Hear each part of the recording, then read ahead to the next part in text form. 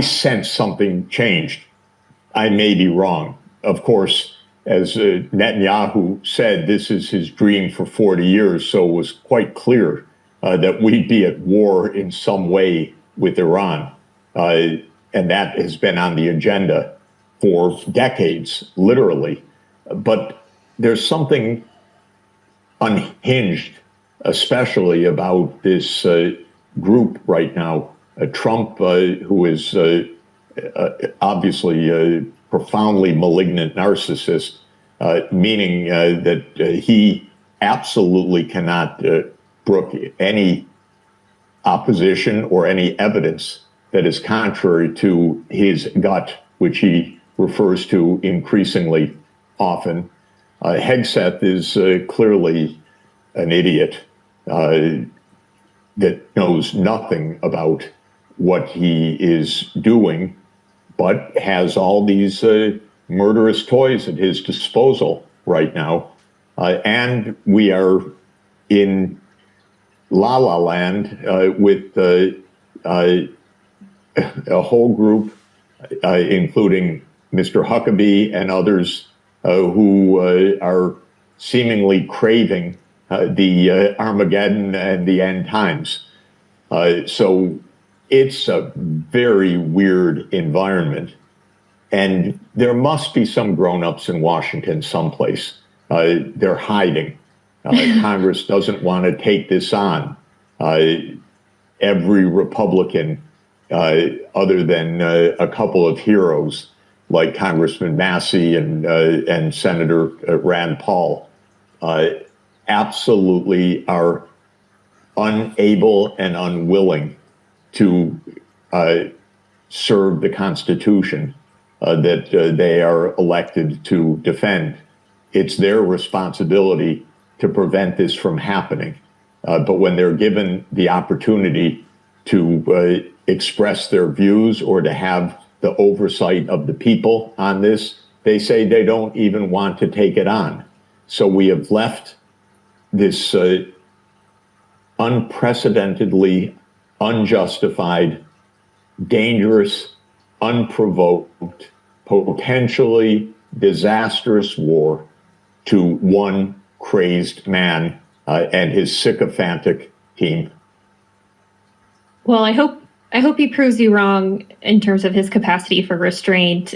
I'm encouraged by the recent reporting that I haven't seen any recent reports of restraint, but my belief is that there is a path to restraint, and that's for the rest of the world to say we are not going over the cliff because of your madness, and to say that to Trump and to Netanyahu very clearly. I really can't believe that we're going to have 191 other heads of government watching their economies implode and having virtually no one say so. We have in Europe, of course, Pedro Sanchez, the very astute and brave president or prime minister, goes by both titles, of Spain, say, no, this is not our war. We're not part of this. We had a wonderful statement by the president of Ireland that this is an addiction to violence and it's illegal. We have some leaders elsewhere. Most are just hunkering down. They don't want to be the one to call out this madness. But I do believe that the madness is felt everywhere.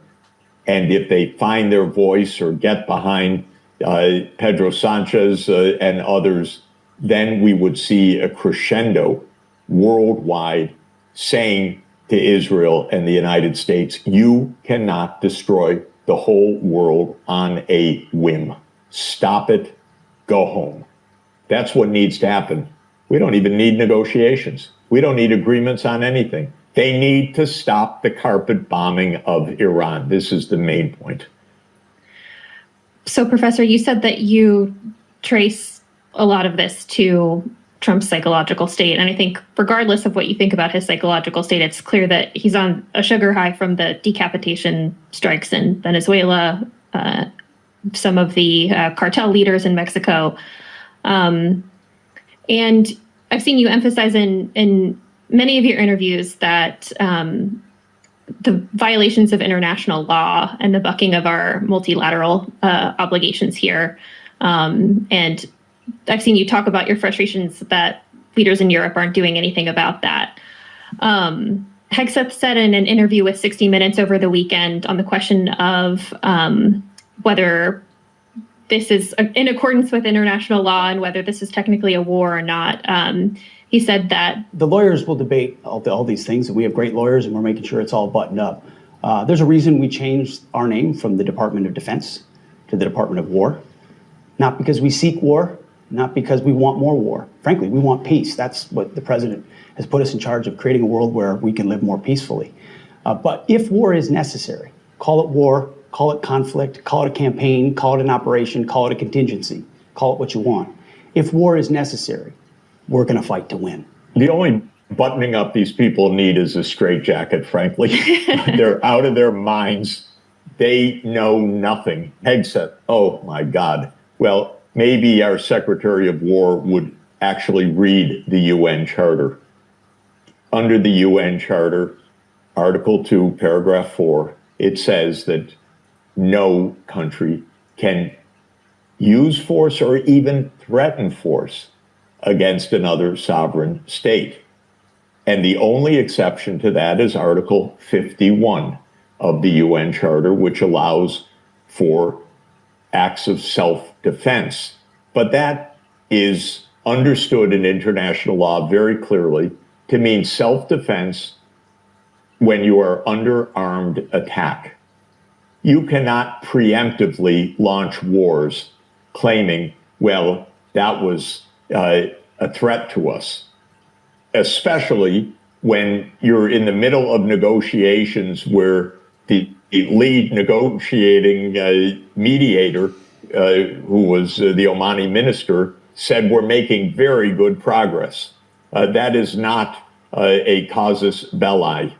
So they have nothing buttoned up at all. They have nothing buttoned up regarding the United States Constitution either, which gives the power to declare war exclusively to the United States Congress. This was not an emergency action. This is a war of blatant aggression. And that's a difference. We were not attacked. We were not threatened with attack. I have met over the years and over the months and over the weeks with diplomats from all over the world, including from Iran. I have met twice with the Iranian president in the past 2 years. They were wanting, above all, negotiations. They were repeatedly insisting we do not want nuclear weapons. It's against the religious orders, and it is not what we want. We want the United States and Israel to stop threatening us, and we want the destruction of our economy at the hands of the United States to end. One of the lesser remarked points of recent weeks was a statement given by our Secretary of Treasury, who really is a thug.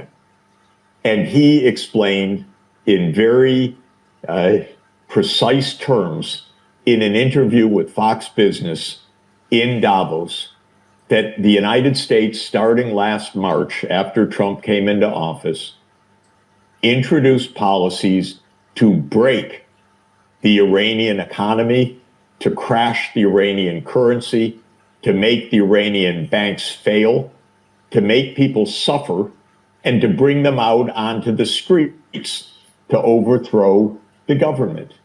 And Mr. Besant called that, quote, economic statecraft. Making Iran broke again will mark the beginning of our updated sanctions policy. Watch this space. If economic security is national security, the regime in Tehran will have neither. That's what passes for economic statecraft. All of that was brazenly illegal under international law. The same thug, our Treasury Secretary, said today that the United States has given permission to India to buy Russian oil. How the heck does the United States determine that it can give permission or withdraw permission for India to trade with Russia? This is their mindset. They think they run the world.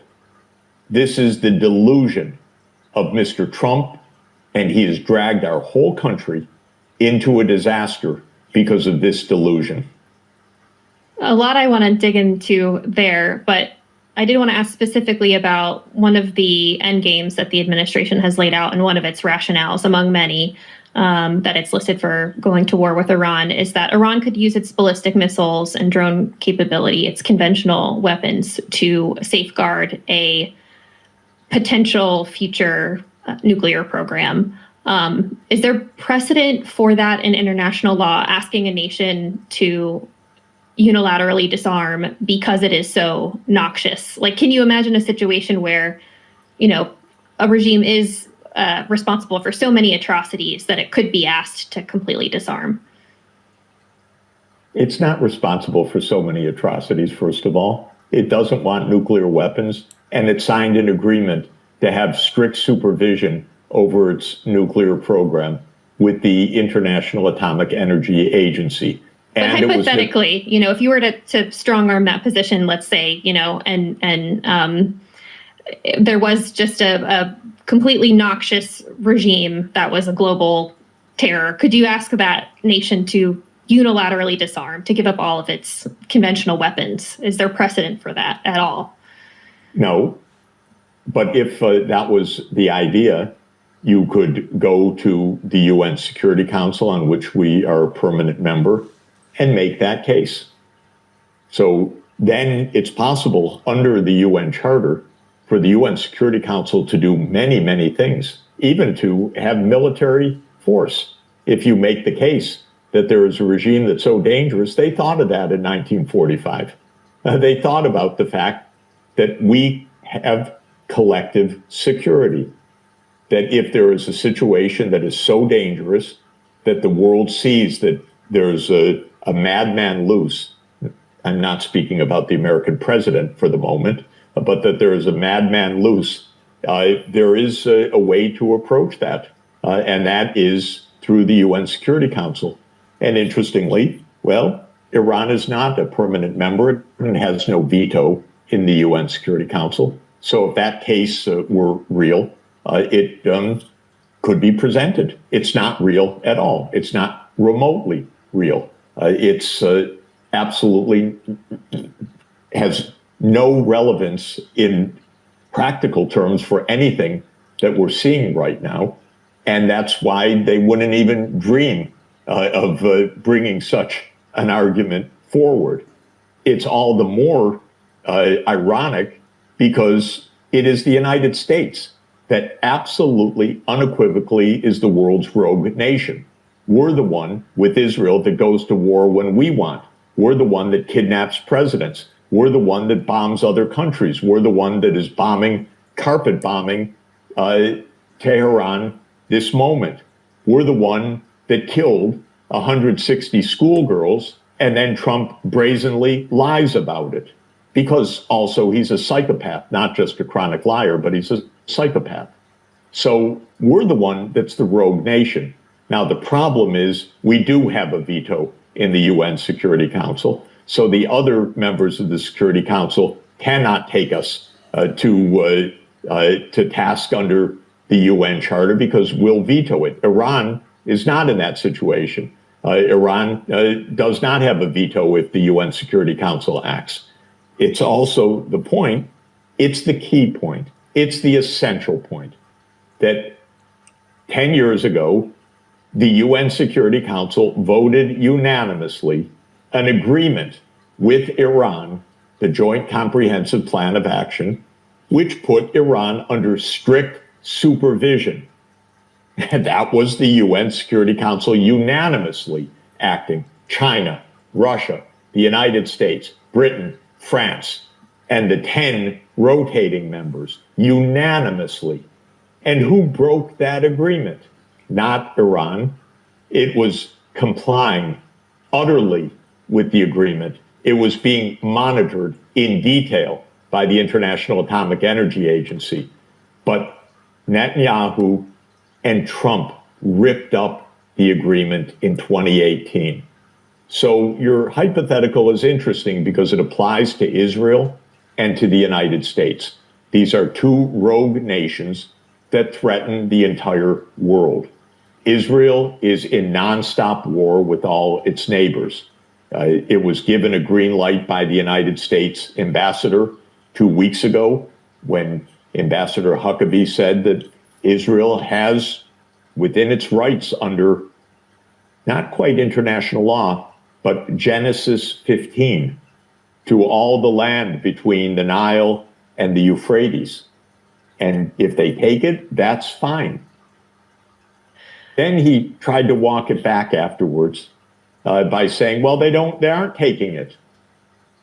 But Ambassador Huckabee, they are taking it. And they're taking it together with us. This is the crazy point. We are the rogue nations, Israel and the United States. And it poses a question that we've not seen since 1945.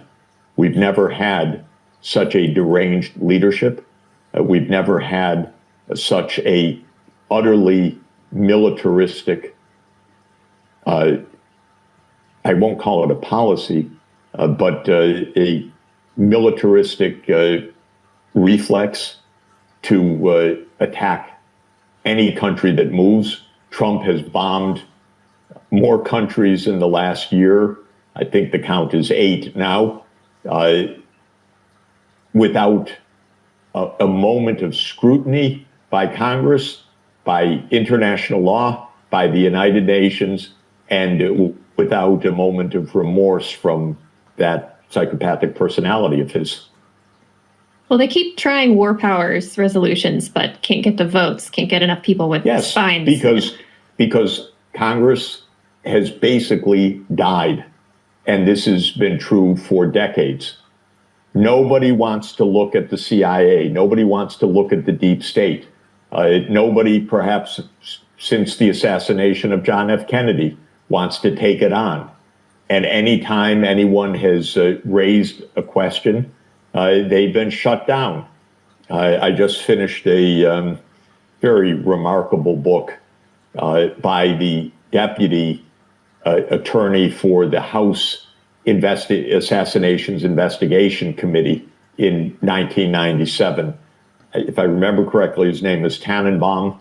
I may have the name wrong, I apologize. The book, and I may have the title not quite right, but it's That Day in Dallas, Lee Harvey Oswald Did Not Kill JFK is the title.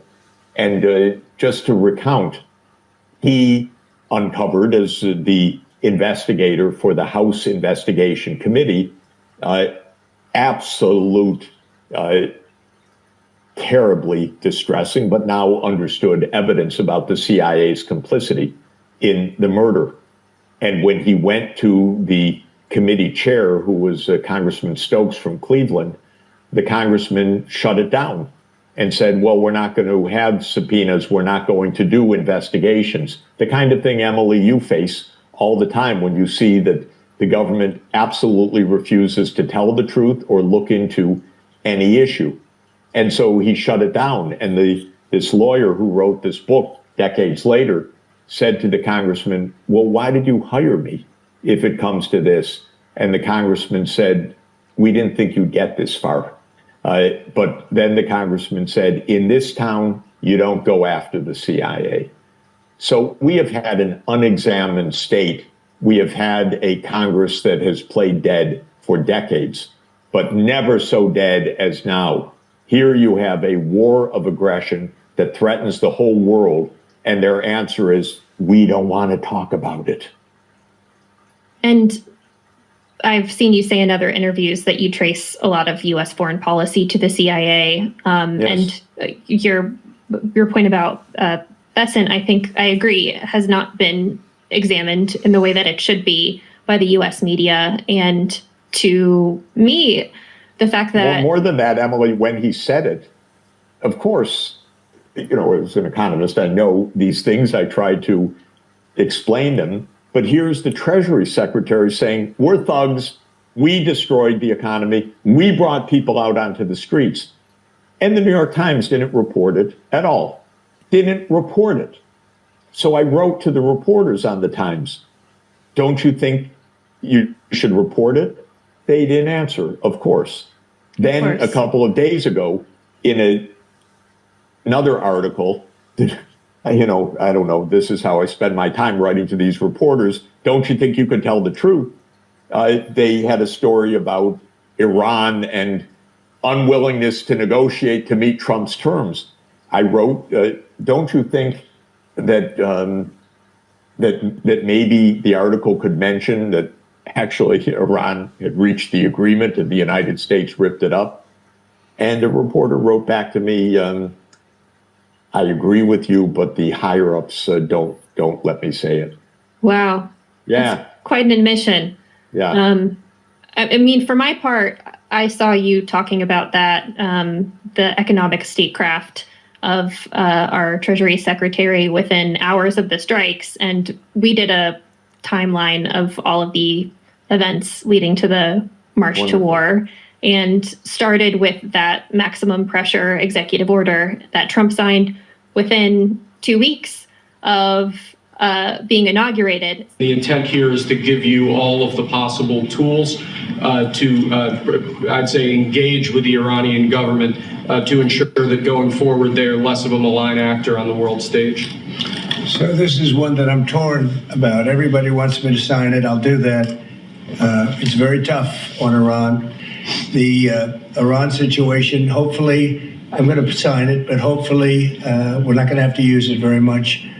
We will see whether or not we can arrange or work out a deal with Iran, and everybody can live together, and maybe that's possible, and maybe it's not possible.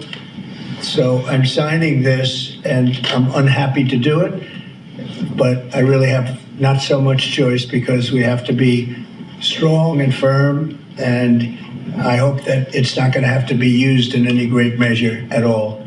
To me, that suggests that the wheels started turning towards regime change much earlier than the negotiations around nuclear weapons. Yes, this has nothing to do with negotiations. And it is this deep state truth that needs to be understood. The specific timing of events does get determined by politicians to an extent. The president can say we go now or we go next week. So I think probably the president gives the order, not the CIA. But the deep state sets the agenda. This president doesn't set the agenda. He couldn't set the table. But he can say yes or no. And so we saw this, by the way, in Venezuela. I tried to also explain this. When Trump, the United States tried to overthrow the Venezuelan government for 25 years. It goes back at least to 2002 to a coup attempt at the time. Then it proceeded in the 2010s under several presidencies. It included maximum pressure. It included an attempted color revolution during the Obama period. Obama was the one to first put on comprehensive sanctions on Venezuela. These are deep state activities. Of course, Trump, put the maximal pressure on in 2017, 2018, but Obama started the process after protests in which the U.S. played an active role, as usual, in 2014, 2015. Okay, but when Trump came in the fall of 2017, he just first year presidency, he had dinner on the margins of the UN General Assembly general debate, it's called, which is September every year. So he came to New York to speak to the UN, and then he had a dinner with the Latin American presidents. And two of them told me in detail the story that he said already back then, why don't I just invade Venezuela? And I had the same story told, I won't say which countries, obviously, but, and they talked him down Mr. President, that might not be a good idea, and so forth. So instead, they put on maximal pressure, squeeze the hell out of the economy, prevent oil exports, seize control of financial assets. They did all of that. That didn't work. So they actually announced a different president. Mr. Guaido said, that man's president, not Maduro. And okay, this time they kidnapped the president. In other words, this is not a spur of the moment or a late development. This is an ongoing, long issue. And in the case of Iran, to come back to our current woes, we had this explanation all the way back in 2001 when Wesley Clark explained that he saw just after 9/11 the memo that said 7 wars in 5 years. And these were wars of choice to clean up the Middle East, US and Israel hand in hand. And those wars included Libya, they included Sudan, they included Syria, they included Iraq, and of course they included Iran. And so this is the 7th, actually, of the wars. It's been on the agenda for a long time. Turns out, with Trump, you don't really need a reason to launch the wars. You just launch them. For the other presidents, maybe they follow these niceties a little more. They have to find convenient excuses or do the operations covertly. But this is what I mean by saying that Trump seems to have lost any kind of remaining inhibition. Maybe enough people have told him that he's the savior. I don't know what it is, but something, to my mind, has something got loose, and he's on a war rampage right now. Well, I think even people with drastically different opinions about President Trump and you are asking, we were told that America first meant realism, conserving military assets for when they're needed most, and most of all, antipathy to regime change in the Middle East.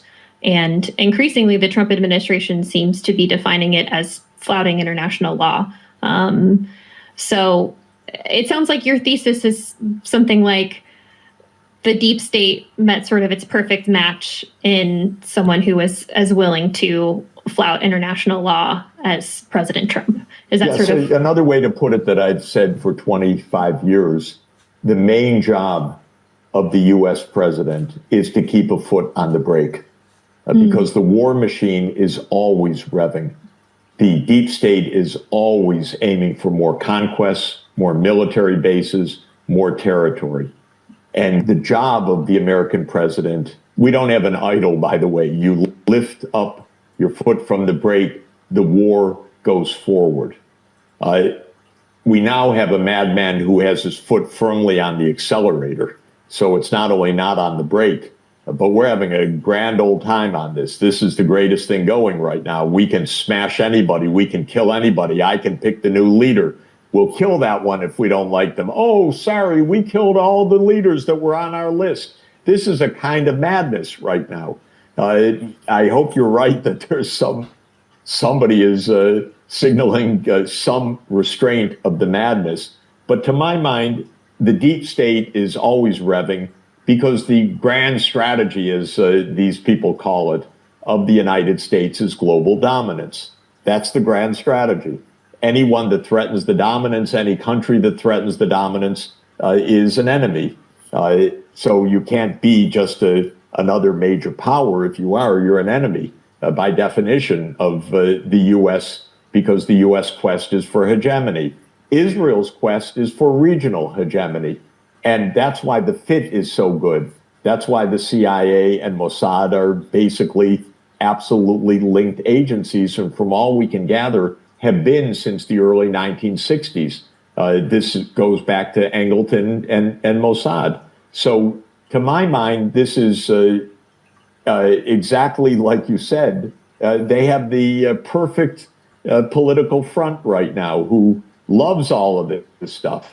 This is our chance to corner the world oil markets. This is our chance to run the Middle East. This is our chance to cut off Russian oil exports and to stop the flow of oil to China. This is madness, but that's what we're seeing right now. And for Israel, it's a somewhat different agenda. This is the chance to, I don't know, relive the book of Joshua, or for Huckabee, it's the opportunity to live through Armageddon. God only knows, I shouldn't say it that way, who knows what's on these people's minds, but the basic agenda is shared. It's not Israel pushing us. It's not the US pushing Israel. Israel is for regional hegemony. The United States is for global hegemony. And it's been a partnership for at least 60 years, ever since Kennedy's death, by the way.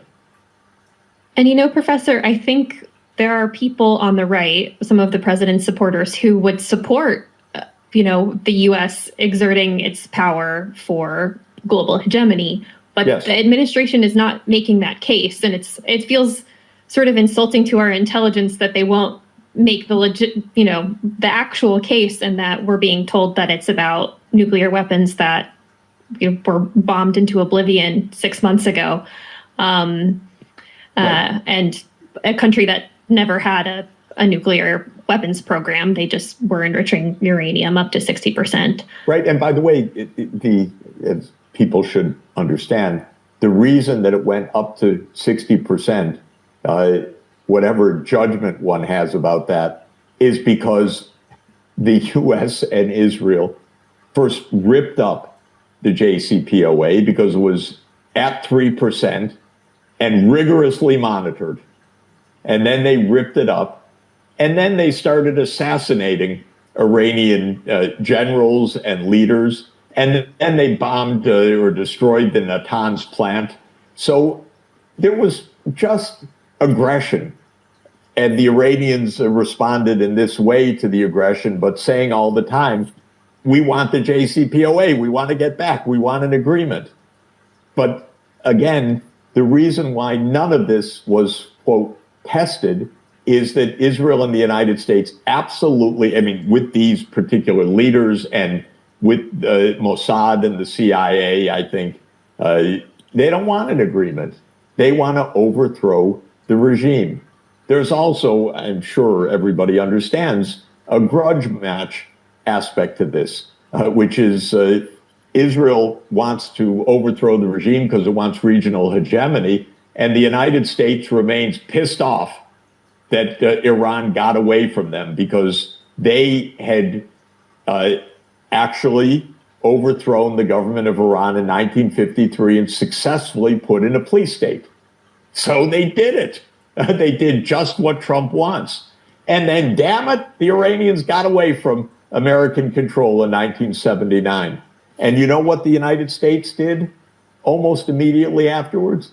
It provided massive amounts of armaments and finance to Saddam Hussein to go kill Iranians. So this is a war that goes back to 1953, essentially. And this is also, that's why the deep state part of this is so real. And when Witkoff talks about the fact that the Iranians came into negotiations very bellicose and said, we have enough uranium for, or enriched uranium for a dozen weapons or so, that doesn't, to put it politely, to put it mildly, that doesn't match up with your conversations with the Iranians. What Witkoff said was that Iran did not cave to all of Trump's demands. He was surprised that they didn't just capitulate. They agreed on many important matters, and the JCPOA was there all the time, and the principle of a strictly monitored non-nuclear program was their country's doctrine and was the doctrine of the supreme leader, which they went out of their way to murder. And they went out of their way to murder him because he was an obstacle. What was the obstacle? He didn't want nuclear weapons. So you better murder him. Come on. This is absurd. And Mr. Witkoff is a little bit overworked, it seems, because he negotiates everything, but he didn't pay much time on this. No, he got the acronym for IAEA wrong. I noticed that across several interviews. I believe it. I was told, by the way, by many people, there were no experts in these negotiations at all. None. Wow. This is fatuous. This is fatuous that this is the way the U.S. government behaves. By the way, I'm looking at the composition of cabinets around the world. The U.S. is one of the least educated cabinets of any major country. We don't have one PhD scientist or engineer in the whole cabinet. Nobody knows what they're talking about on any technical issue at all. Well, for my part, I value integrity. So integrity is very important. I'm more concerned that integrity should go hand in hand. Yeah, I'm less concerned about the expertise. Actually, I think you can hire people with good expertise, but they don't. Well, and it's these are locker room boys. They're having a great old time of it. They're just going to kill as many people as they can.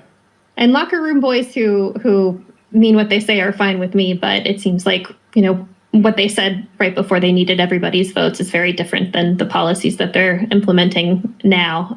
Yes, and can you imagine that U.S. missiles kill 160 schoolgirls, and the president lies about that too? He lies about everything. He doesn't say it's a tragic mistake or whatever.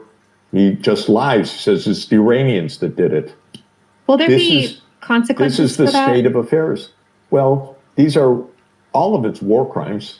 Will there be consequences? The main consequence we need is for the world to stand up and say to Israel and the United States, stop destroying the world. That's the consequence we need.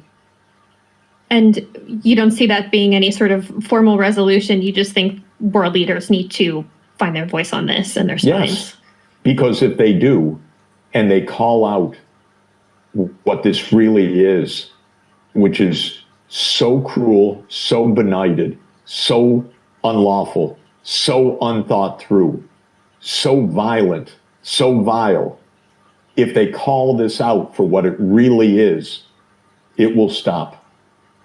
Because actually, if the whole world says to Trump, stop, and says to Netanyahu, you have caused a hell of a lot of damage for 30 years, you've been delusional for 40 years, I guess, you must stop. Go live within your own borders and stop wrecking the world for everybody else. It will stop. What do we do about the deep state? Because I would say public awareness of the existence of a deep state has never been more widespread. You mentioned JFK's assassination. We saw the declassification of many documents related to that case, and I think that did advance showing some all the interest linkages in certainly the way that Schlesinger was investigating the CIA and how that might have upset people at Langley. But what do we do about it? Because it seems completely immune to electoral politics. Yes, of course. When Kennedy was assassinated, Truman wrote a famous op-ed weeks afterwards that said, this was the biggest mistake I made. It's widely interpreted, almost obviously so, as Truman saying CIA did this, because the timing was absolutely unmistakable in the immediate aftermath of JFK's assassination. There was one time and one time only that there was an attempt at a real investigation. And that was Frank Church's committee, Frank Church, Senator of Idaho, in 1975. And it was a strange confluence of events because J. Edgar Hoover, who was one of the most vile people of American history, had died because Watergate crisis had come and Nixon had resigned and Ford was an unelected president and could not and did not want to buck Congress in this. And because Richard Helms at the CIA had gone and Colby had come in, and Colby did not want to inherit all of the crimes of this agency, which were countless. And so there was a confluence of just that moment with a very brave U.S. senator, relentlessly brave, extremely decent, a real Boy Scout personality, if I could put it that way, who wanted to get to the truth. And he held hearings for several months against all odds and uncovered countless assassination plots and coup activities and MK Ultra and spying on American citizens and CIA, FBI collaborations. Well, that was 1975, and we've never had such oversight again. And the crimes just continued, and it's been 50 years now without oversight. So what I would recommend is an oversight committee to review what the hell happened to our republic, and what is this agency doing, and what is the deep state doing? Are we going to get it? Well, you never know. There are some strong, independent-minded senators. My candidate is Senator Rand Paul. Should do this. I think Totally. he's the finest. I think he's the finest senator that we have in the United States. He's got great integrity. He's independent. He's smart. I think he should do this. But we haven't had it for decades, and we need it urgently. Well, you might be interested to know, Professor, we published some stories on Friday, actually, about this separate tranche of FBI documents called prohibited access documents. And Matt Taibbi likened it to the family jewels of the CIA. And apparently this is where the FBI has squirreled away all of the documents that it doesn't want rank and file FBI agents to see. It's only like a few select deep state folks at the FBI who have access to this separate filing system. We don't know what's in it yet, but there are, at least people in the Senate who are interested in looking at it. Although, to your point, Congress has been greatly defanged, and I have a healthy amount of skepticism when it comes to any congressional investigation. But you've done incredible work uncovering some of these secrets, and you and I intersected a bit because I chaired a commission on COVID and reached the conclusion, thanks to a lot of your discoveries and findings, which were brilliant, that this virus, to my mind, I won't put words in your mouth, but I think they came out of a U.S. lab, and that the U.S. made this virus. I think it probably accidentally leaked, but it's another one of these huge events in the world that our government doesn't want us to know about. And it's so obvious what needs to be looked at, and yet actually looking at it seems to be impossible, because the government closes the curtains, says there's nothing there, you just listen to us, it's all China or whatever baloney they want to feed us. And this is like so many things, where these wars come from, where these pandemics come from, where these assassinations come from. I thought Tulsi Gabbard was going to get us some of these facts. I don't know what's happened to her. I hope she's safe and alive and actually doing something for us.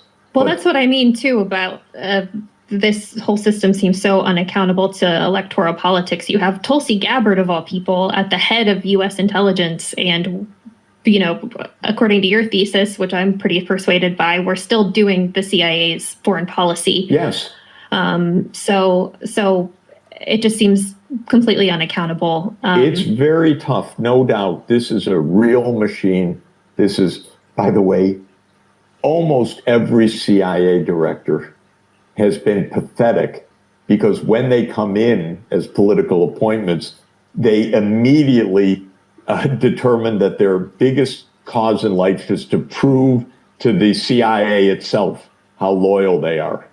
Panetta, for example, was an example of that. You read his memoirs and you just gasp that rather than overseeing the agency or trying to bring it back to legality, he needed to prove he's one of them. That was the biggest challenge he faced. And they are all like that. Terrible. Pompeo, oh my God. I mean, we could talk for hours about how this criminality continues, but it's 50 years, it's time actually for us to retake a Republican constitutional form of government. That is republic. It's not a party label. It means that we have a republic rather than an empire.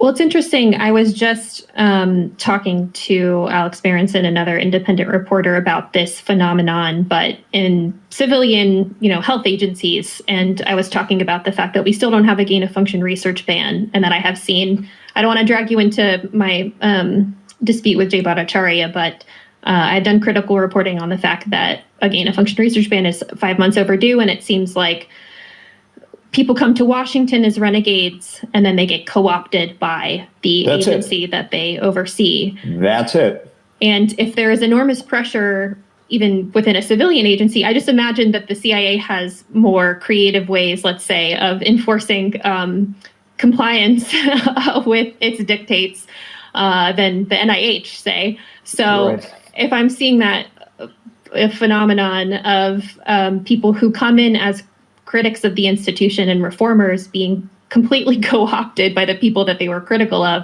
I just imagine that happens with the deep state too. So, but I did want to ask, I mean, do you have any thoughts on the fact that we still don't have a gain-of-function research ban in this country?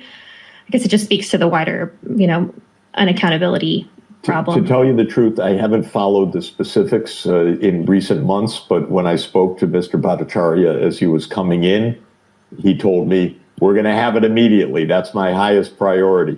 I'm going to get control over this. So I haven't followed the twists and turns of this. Will try to look into it, but I frankly have lost track of that. I am still stuck on the fact that after several million deaths, it would be nice to actually understand where that virus came from. And I'm completely amazed that, like so many other, quote, mysteries of American life, like JFK's assassination and all the rest, that one too has gone down the memory hole, it seems, except for people like you that keep us coming back to these crucial issues. Well, I'm sorry to deliver the bad news, but yeah, gain-of-function research is still not banned. And I think I see the issue slightly different in that I think it is American intellectual property, but started in a Chinese lab. But regardless, it is, no longer a conspiracy theory to say that an advisor to the U.S. intelligence community, Ralph Barrick, designed viruses very much like SARS-CoV-2. And if we had Mr. Barrick's lab notebooks and we had other things, we could learn some interesting things. Certainly. But that seems not to be relevant, not to be of interest, nothing to look at there. No. Without making any accusations, why don't we actually look at some data? But that seems to be well beyond the capability of the United States at this stage of its history.